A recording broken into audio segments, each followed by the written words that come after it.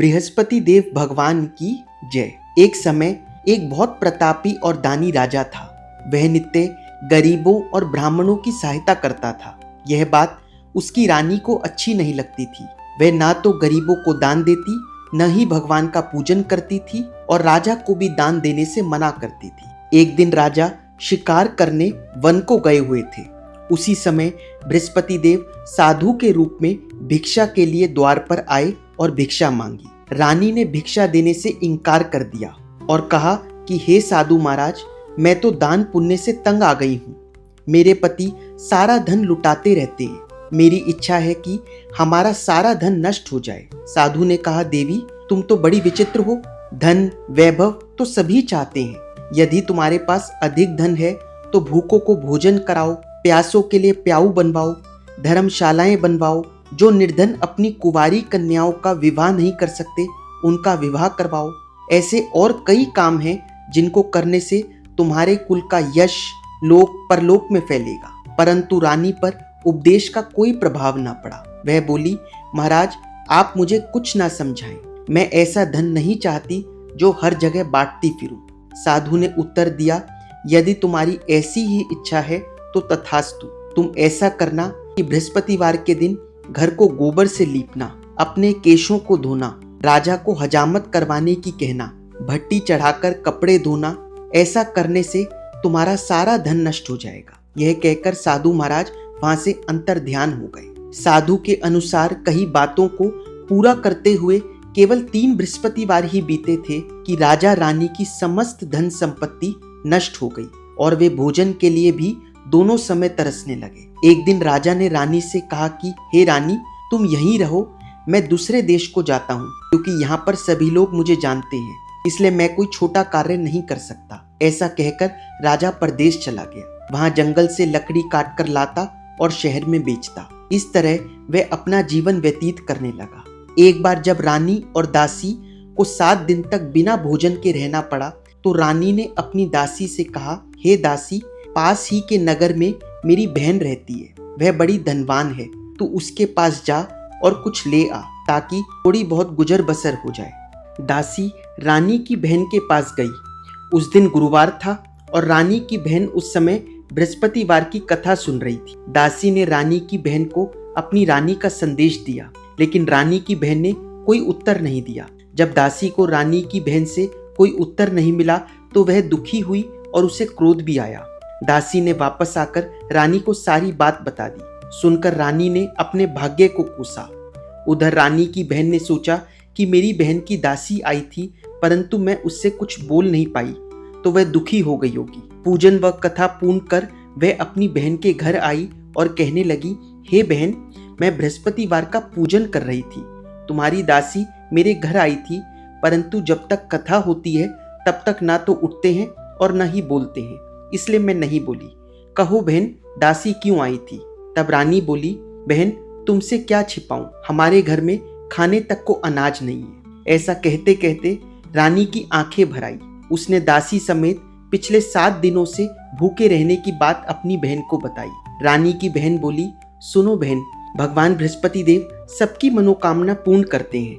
देखो शायद तुम्हारे घर में भी अनाज रखा हो। पहले तो रानी को विश्वास नहीं हुआ, पर बहन के आग्रह करने पर उसने अपनी दासी को अंदर भेजा तो उसे सचमुच अनाज से भरा एक घड़ा मिला। यह देखकर दासी को बड़ी हैरानी हुई। दासी रानी से कहने लगी, हे रानी, जब हमें भोजन नहीं मिलता था तो हम व्रत ही तो किया करते थे, इसलिए क्यों ना इनसे व्रत और कथा की विधि पूछ ली जाए ताकि हम भी व्रत और कथा किया करेंगे।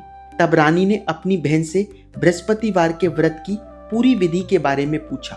उसकी बहन ने बताया, बृहस्पतिवार के व्रत के दिन चने की दाल और मुनक्का से विष्णु भगवान का केले की जड़ में पूजन कर घी का दीपक जलाएं। कथा सुनकर पीला भोजन ही करें, इससे बृहस्पति देव प्रसन्न होते हैं। इस तरह व्रत और पूजन विधि बताकर रानी की बहन अपने घर को लौट आई। 7 दिन के बाद जब गुरुवार आया तो रानी और दासी ने व्रत रखा। दासी घुड़साल में जाकर चना और गुड़ ले आई, फिर उनसे केले की जड़ में विष्णु भगवान का पूजन किया। अब पीला भोजन कहाँ से आए, इस बात को लेकर दोनों बहुत चिंतित थे। चूंकि उन्होंने सच्ची श्रद्धा से व्रत रखा था, इसलिए बृहस्पति देव प्रसन्न होकर एक साधारण व्यक्ति का रूप धारण कर 2 थालों में सुंदर पीला भोजन दासी को दे गए। भोजन पाकर दासी प्रसन्न हुई और फिर रानी के साथ मिलकर भोजन ग्रहण किया। उसके बाद वे हर गुरुवार को व्रत व पूजन करने लगी। बृहस्पति भगवान की कृपा से उनके पास फिर से बहुत धन संपदा हो गई, परंतु रानी फिर से पहले की तरह आलस्य करने लगी। तब दासी बोली, देखो रानी, तुम पहले भी इसी प्रकार आलस्य करती थी। तुम्हें धन रखने में कष्ट होता था, इसलिए तुम्हारा सभी धन नष्ट हो गया। बड़ी मुसीबतों के बाद हमने यह धन पाया है, इसलिए तुम्हें दान पुण्य करना चाहिए, भूखे मनुष्यों को भोजन कराना चाहिए और धन को शुभ कार्यों में खर्च करना चाहिए, जिससे तुम्हारे कुल का यश बढ़ेगा, स्वर्ग की प्राप्ति होगी और पितृ प्रसन्न होंगे। दासी की बात मानकर रानी अपना धन शुभ कार्यों में खर्च करने लगी, जिससे पूरे नगर में उसका यश फैलने लगा। एक दिन राजा दुखी होकर जंगल में एक पेड़ के नीचे बैठा था। वह अपनी दशा को याद करके व्याकुल होने लगा। बृहस्पतिवार का दिन था। एकाएक उसने देखा कि वन में एक साधु चले आ रहे हैं। साधु आकर बोले, हे लकड़हारे, इस सुनसान जंगल में तू क्यों चिंता में बैठा है?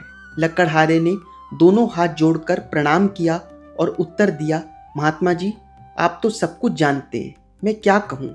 यह कहकर वह राजा रोने लगा और साधु को अपनी आत्मकथा सुनाई। साधु ने कहा, तुम्हारी स्त्री ने बृहस्पतिवार के दिन बृहस्पति भगवान का निरादर किया था, जिससे रुष्ट होकर उन्होंने तुम्हारी यह दशा कर दी। अब तुम मेरे कहने पर चलो तो तुम्हारे सभी कष्ट दूर हो जाएंगे और भगवान पहले से अधिक संपत्ति देंगे। तुम बृहस्पति के दिन कथा किया करो। 2 पैसे के चने व मुनक्का लाकर उसका प्रसाद बनाओ और शुद्ध जल के लोटे में गुड़ मिलाकर अमृत तैयार करो। कथा के पश्चात अपने परिवार और सुनने वाले प्रेमियों में अमृत व प्रसाद बांटकर स्वयं भी ग्रहण करो। ऐसा करने से भगवान तुम्हारी सभी मनोकामनाएं पूरी करेंगे। साधु के ऐसे वचन सुनकर लकड़हारा बोला, हे प्रभु, मुझे लकड़ी बेचकर इतना पैसा नहीं मिलता जिससे भोजन के उपरांत कुछ बचा सकूं। मैंने रात्रि में अपनी स्त्री को व्याकुल देखा है। मेरे पास कुछ भी नहीं जिससे मैं उसकी खबर मंगा सकूं। साधु ने कहा, हे लकड़हारे, तुम किसी भी बात की चिंता मत करो। बृहस्पति के दिन तुम रोजाना की तरह लकड़ियां लेकर शहर को जाओ। तुमको रोज से दुगना धन प्राप्त होगा, जिससे तुम भोजन भी कर सकोगे और बृहस्पति देव की पूजा का सामान भी आ जाएगा। मैं तुम्हें बृहस्पति देव की कथा सुनाता हूँ। प्राचीन काल में एक ब्राह्मण रहता था।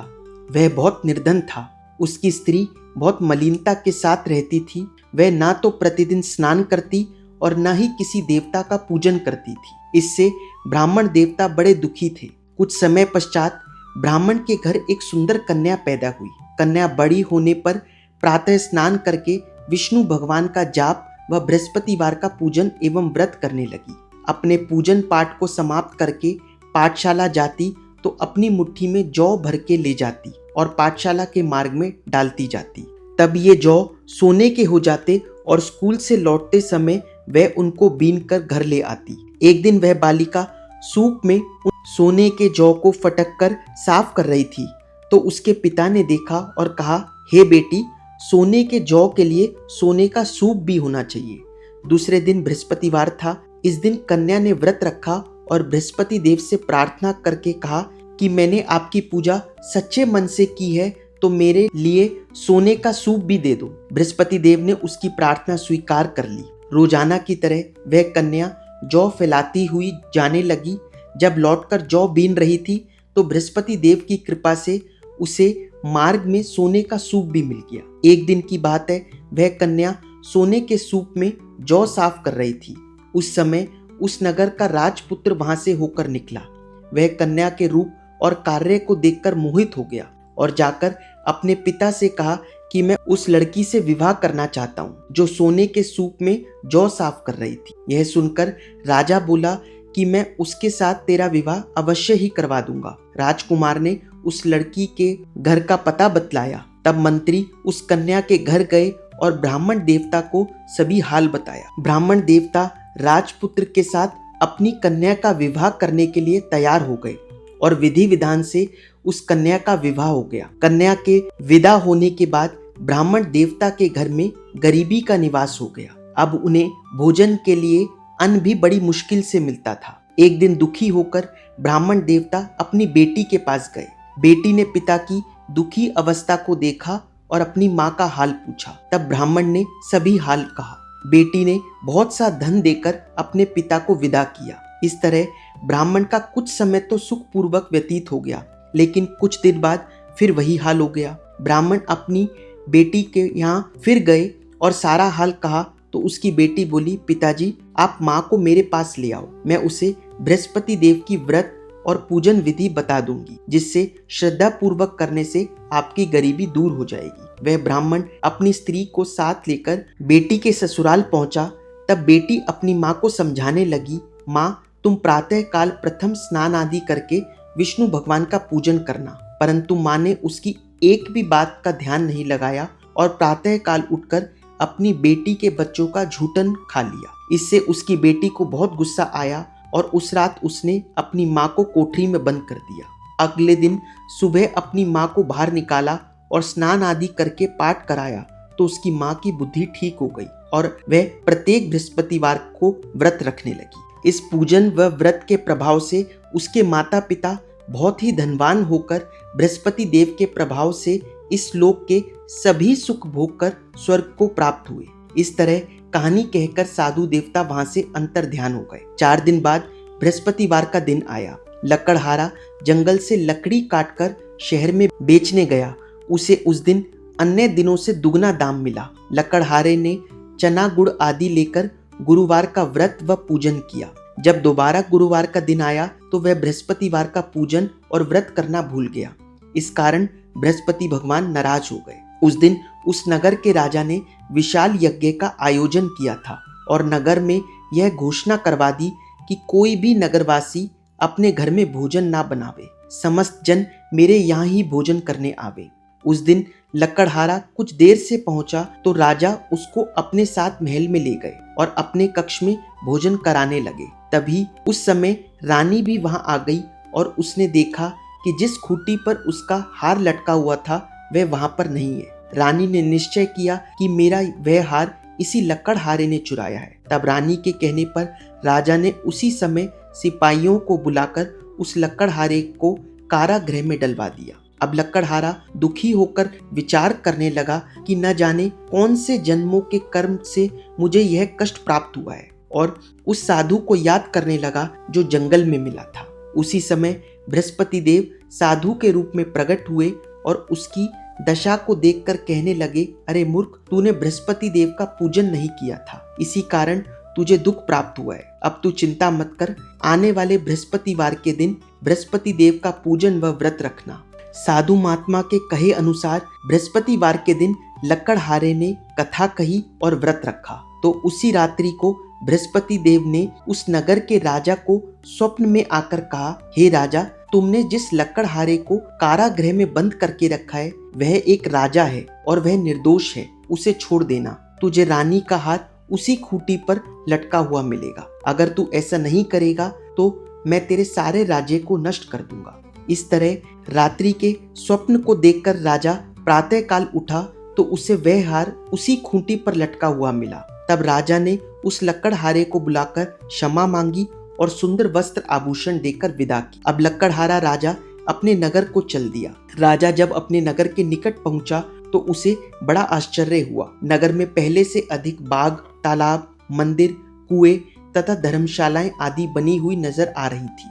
राजा ने जब पूछा कि यह सब किसने बनवाए हैं तो नगर के लोग कहने लगे, यह सब रानी और दासी ने बनवाए हैं। राजा ने महल पहुंचकर रानी से पूछा कि यह धन तुम्हें कैसे प्राप्त हुआ। तब रानी ने बताया कि हमें यह सब धन बृहस्पति देव के इस व्रत के प्रभाव से प्राप्त हुआ है। तब राजा ने निश्चय किया कि हर गुरुवार को तो सभी बृहस्पति देव का पूजन करते हैं, परंतु मैं प्रतिदिन दिन में 3 बार बृहस्पति देव की कथा कहूंगा तथा रोज व्रत किया करूंगा। अब हर समय राजा के दुपट्टे में चने की दाल बंधी रहती तथा दिन में 3 बार कथा कहता। एक रोज राजा ने विचार किया, चलो अपनी बहन के यहाँ पर हो आवे। इस तरह निश्चय कर राजा घोड़े पर सवार हो अपनी बहन के यहाँ जाने को निकला। मार्ग में उसने देखा कि कुछ आदमी एक अर्थी को लिए जा रहे हैं। उन्हें रोककर राजा कहने लगा, अरे भाइयों, मेरी बृहस्पति देव की कथा सुन लो। तो वे बोले, लो हमारा तो आदमी मर गया और इसको अपनी कथा की पड़ी है। परंतु कुछ आदमी बोले,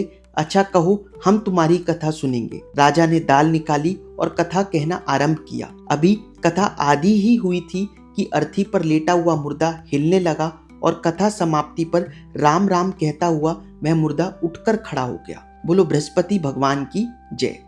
आगे बढ़ते हुए मार्ग में राजा को एक किसान खेत में हल चलाता मिला। राजा ने उसे रोककर कहा, अरे भैया, तुम मेरी बृहस्पतिवार की कथा सुन लो। किसान बोला, जब तक मैं तेरी कथा सुनूंगा तब तक 4 हरिया जोत लूंगा। तू अपनी कथा किसी और को सुना। यह सुनकर राजा आगे चलने लगा। राजा के आगे बढ़ते ही बैल पछाड़ खाकर गिर गए और किसान के पेट में बड़ी जोरों से दर्द होने लगा। उस समय किसान की माँ रोटी लेकर आई। उसने जब यह देखा तो किसान से सब हाल पूछा। अपने बेटे की बात सुनकर वह बुढ़िया दौड़ी दौड़ी उस घुड़सवार राजा के पास गई और उससे बोली कि मैं तेरी कथा सुनूंगी, तू अपनी कथा मेरे खेत पर चलकर ही कहना। राजा ने बुढ़िया को खेत पर जाकर कथा कही। कथा सुनने के उपरांत ही बैल उठ खड़े हुए और किसान के पेट का दर्द भी ठीक हो गया। राजा अपनी बहन के घर पहुंचा। बहन ने भाई की खूब मेहमानी की। दूसरे दिन प्रातःकाल राजा जगा तो वह देखने लगा कि सब लोग भोजन कर रहे हैं। राजा ने अपनी बहन से कहा, ऐसा कोई है क्या जिसने भोजन नहीं किया हो और वो मेरी बृहस्पतिवार की कथा सुन ले।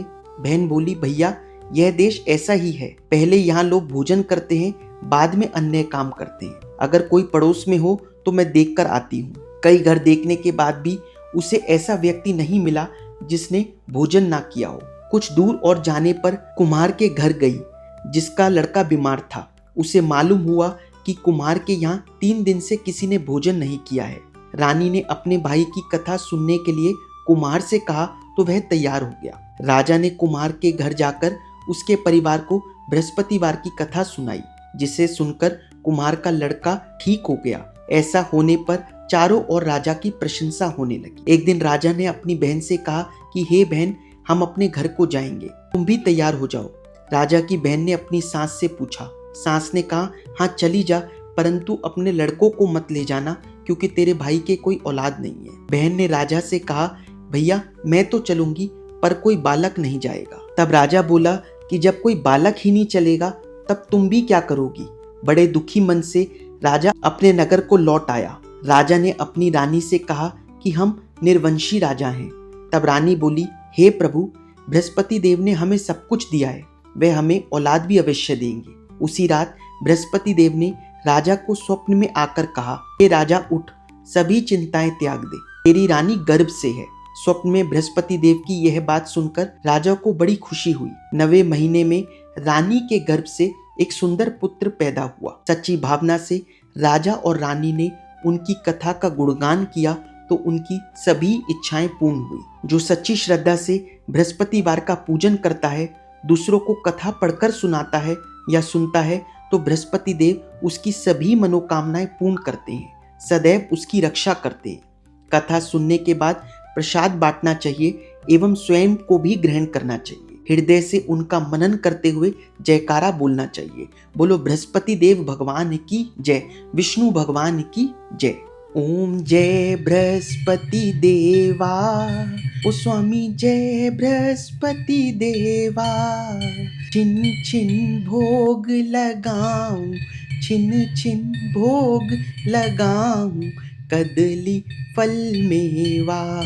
ओम जय बृहस्पति देवा, तुम पूरण परमात्मा, तुम अंतर्यामी। ओ स्वामी तुम अंतर्यामी, जगत पिता जगदीश्वर, जगत पिता जगदीश्वर, तुम सबके स्वामी। ओम जय बृहस्पति देवा। चरणामृत निज निर्मल, सब पातक हरता।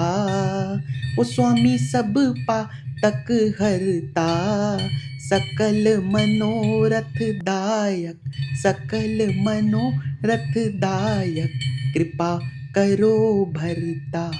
ओम जय बृहस्पति देवा। तन मन धन अर्पण कर जो जन शरण पड़े।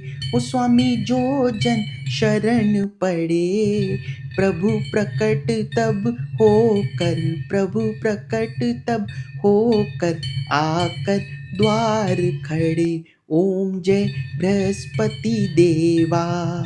दीन दयाल दयानिधि भगतन हितकारी। ओ स्वामी भगतन हितकारी, पाप दोष सब हरता, पाप दोष सब हरता, भव बंधन हारी। ओम जय बृहस्पति देवा। सकल मनोरथ दायक सब संशय हारी। ओ स्वामी सब संशय हारी, विषय विकार मिटाओ, विषय विकार मिटाओ, संतन सुखकारी। ओम जय बृहस्पति देवा। जो कोई आरती तेरी प्रेम सहित गावे, ओ स्वामी प्रेम सहित गावे, जेठानंद आनंद सौ सौ, जेठानंद आनंद सौ सौ, निश्चय ही पावे।